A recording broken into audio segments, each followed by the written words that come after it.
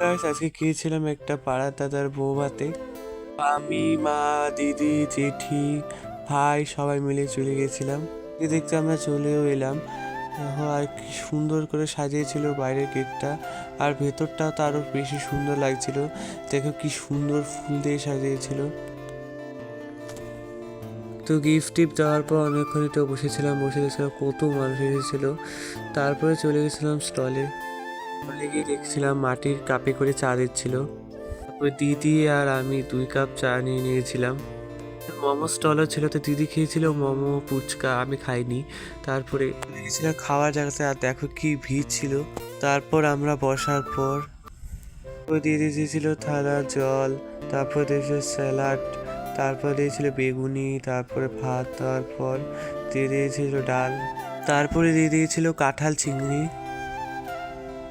কাঁঠাল চিংড়ি খাওয়ার পর দিয়ে দিয়েছিল কাতল মাছ। তো আমি মাংস খাই না, তার জন্য আমাকে দিয়ে দিয়েছিল চাটনি আর পাঁপড়। তারপরে দিয়েছিল হচ্ছে আইসক্রিম আর মিষ্টি। হাত ধোয়ার পর চলে গিয়েছিলাম পানের স্থলে। তা পান মিষ্টি খাইতে তো খুব ভালো লাগতো, মিষ্টি পান নিয়েছিলাম। তারপরে আবার বাড়ি